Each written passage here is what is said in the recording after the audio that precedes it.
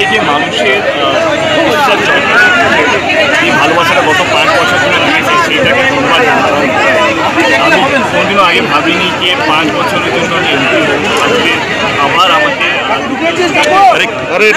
নামাও না বিশ্বাসটা রাখতে চাই, মানুষের আরও কাজ করতে চাই। 5 বছর এখানটাই ধরা যায় না গেল, চেষ্টা করেছি মন প্রাণে মানুষের কাজ করতে, মানুষের পাশে থাকতে। হয়তো আমার অ্যাটেন্ডেন্স পার্লামেন্টে কম, কিন্তু মানুষের কাছে আমার অ্যাটেন্ডেন্স সবসময় ছিল। যখনই সুযোগ হয়েছে, যখনই ঘাটালে মানুষের কোনো প্রয়োজন হয়, আমি সবসময় এক পায়ে দাঁড়িয়েছি, সঙ্গে ছিলাম। যতই আমি ব্যস্ত থাকি না কেন, কিন্তু মানুষের কাছে আবার একটা সুযোগ আমি পেয়েছি আরও কাজ করার জন্য। তুমি মাস্টার প্ল্যান নিয়ে কাজ শুরু করেছিলে, পার্লামেন্টে বলেছো, বারবার আলোচনা তো এসেছে। মানুষদা পাশে রয়েছে, উনি এলাকা সম্পর্কে অবহিত। দুজন একসঙ্গে জিতে পার্লামেন্টে গেলে এটা কতটা স্ট্রংলি বলা যাবে? মানুষদার মতন একজন লিডারকে পাশে পেয়ে পার্লামেন্টে ডেফিনেটলি আমার কাছে একটা শেখার জায়গা থাকে। তো আমার মনে হয় যে ডেফিনেটলি স্ট্রং হবে। মেদিনীপুরের যেই লক্ষ্যগুলো, এই ঘাটাল মাস্টার প্ল্যান থেকে আরম্ভ করে অনেক কিছু আছে, সেগুলো একসাথে বললে আমার মনে হয় কোথাও যেন কানে পড়বে।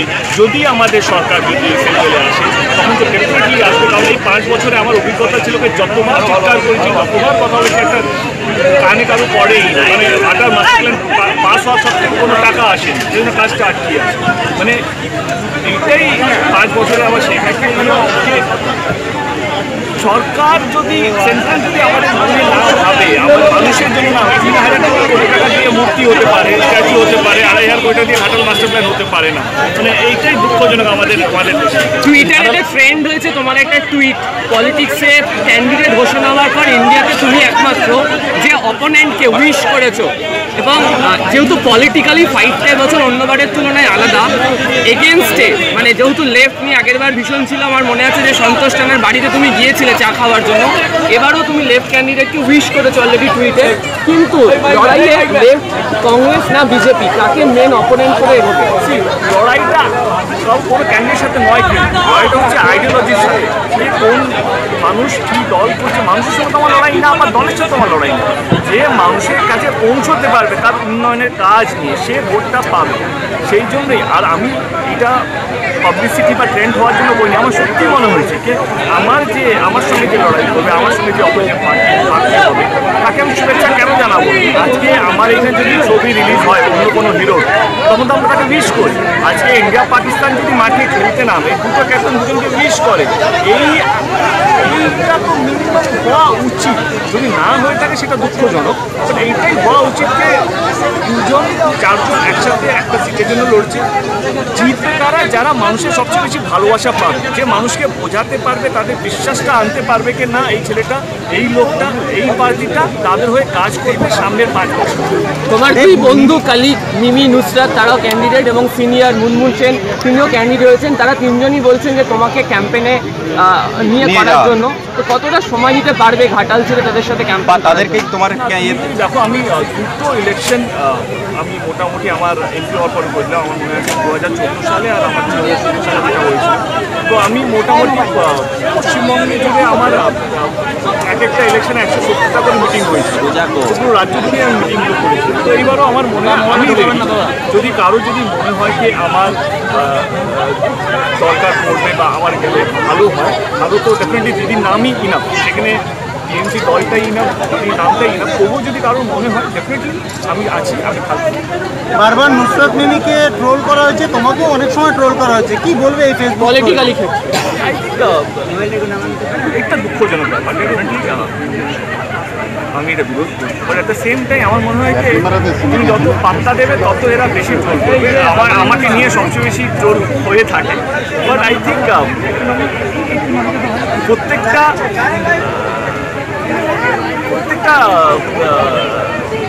ডিপার্টমেন্ট যেমন আলাদা হয়, আমি সুন্দরগুলো খুঁজে পাচ্ছি না। যেমন ফিল্ম ইন্ডাস্ট্রি একটা আলাদা জগৎ, পলিটিক্স একটা আলাদা জগৎ। সেইখানে আমার মনে হয় এইটাকে আরও ইজিভাবে হ্যান্ডেল করা উচিত। আর যারা ট্রোল করতে ভালোবাসে তাদেরকেও একটা নির্দেশন। আমি জানি আপনারা এটা করে লাইফটা পান, বাট ঠিক আছে আপনারা করুন। বাট আপনারাও জানেন যে কোথাও দিয়ে এটাকে বন্ধ করতে হবে। আপনারা মজা পেয়েছেন, আপনারা লাইকস পেয়েছেন, তারপরে কোথাও দিয়ে এটাকে একটু বন্ধ করতে হবে। মানছ, কারণ আমরা তো একই দেশে হয়ে গেছি। আমরা তো একই দেশের হয়ে লড়ছি, আমরা তো একই দেশের প্রার্থী হচ্ছি, আমরা কেউ কারো শত্রু নাই। সেইটা একটা minimum concept, minimum self respect থাকা উচিত। বাকিটা আপনি মজা পান। আপনি বিরোধী পার্টিকে তুমি উইশ করেছো, সেক্ষেত্রে যদি এখনো সম্ভাব্য যেটা এখানকার বিজেপি প্রার্থী যিনি হবেন, যেটা নাম উঠে আসছে, বলেই ফেলি প্রাক্তন আইপিএস অফিসার ভারতী ঘোষ, সেক্ষেত্রে কি তার তোমার শুভেচ্ছা? আমি এমপি হিসাবে 3 বছর আগে আমার হিসাবে আমার প্রথম দিকে আমার মাতৃদের সাথে আমার ভালো সম্পর্ক আছে। আজকে উনি অন্য দল হয়ে যদি দাঁড়ান তো আমার শুভেচ্ছা থাকবে, কিন্তু মানুষ কাকে ভোট দেবে, মানুষের ভোটটা অর্জন করবে, সেই লড়াইটা আলাদা। সেইখানে আমি আমার কর্ম নিয়ে কথা বলবো, আমি আমার কাজ নিয়ে কথা বলবো, আমি আমার দলের হয়ে প্রতিনিধিত্ব করবো এই মানুষের কাছে, সেই লড়াইটা থাকবে। কিন্তু মানুষের প্রতি সম্মান, আজকে তোমরা তিনটে কোম্পানি বা 3টে চ্যানেলের জন্য হয়ে কাজ করছো, হয়তো টিআরপির জন্য রেটিংয়ের জন্য তোমরা শত্রু একদিনের, বাট যখন ক্যামেরাটা বন্ধ করছে তোমার তো বন্ধু, তুমি কেন করবো? আমাদের লড়াইটা কোনো ব্যক্তির সাথে বা কোনো দলের সাথে আমার নেই। হ্যাঁ, মানুষের কাছে যাওয়া, মানুষের কাছে আমার মনে হয়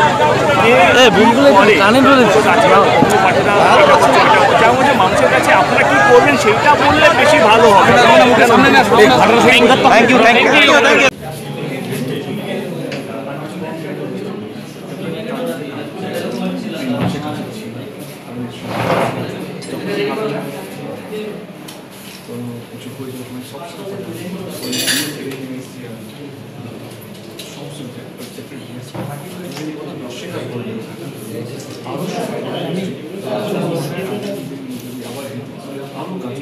এমপি হিসাবে কাজ করতে কি অভিনয়ে কোনো কম সময় হয়েছে বা অভিনয়ের প্রতি অবিচার হয়েছে?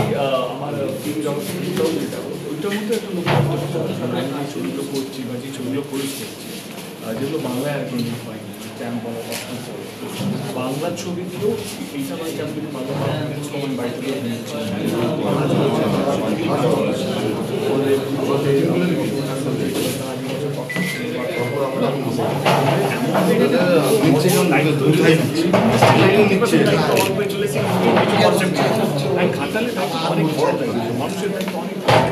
ঘাটালের সবচেয়ে বড় কাজ এটা সবচেয়ে বলতে পারবি এমন কি কাজ? আমার মনে হয়েছিল কি ঘাটার মাধ্যমে যেদিন আমি শুনলাম প্ল্যানটা স্যাংশন হয়ে সেদিন আমি খুব খুশি হয়েছিলাম। তারপর শুনলাম যে ফান্ড আসেনি, সেটা আমার অনেক কষ্ট দিয়েছিল, কিন্তু স্যাংশন হলো ফান্ড আসেনি।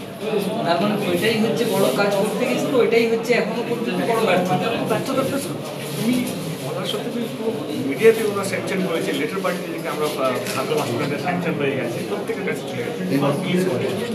গতবারে বিরুদ্ধে যে প্রার্থী ছিল কোনো হেভিওয়েট প্রার্থী ছিল না, এত লক্ষ মানে 2.5 লক্ষের বেশি ভোটে জেতা, এবারে অজিত দ্বারা টার্গেট দিচ্ছে 3 লাখ বের করে দিবে। এটা কি মনে করো না যে জেতাটা তো ইজি ঘাটাল কেন্দ্র থেকে, কিন্তু এটা কি মনে করো না একটা জবরদস্ত প্রার্থীকে হারাতে চাই? দেখো এখানে আজকে যে কোনো ইলেকশন ঠিকই থাকে, ভালো পজিশন করে আমার কাছে মনে হয় যে নট এট ওভার কনফিডেন্ট। মানুষ আমাদের মানুষের কাছে পৌঁছতে পারে, মানুষের বিশ্বাসটা আবার যেটা বলবেন মন্ত্রী এটা বলবেন।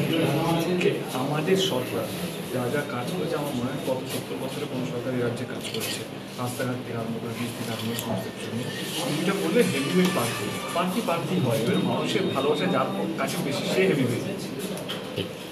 আরে কথাই বলে দাও। আমার কনস্টিটিউশন প্রচারে যাবে হ্যাঁ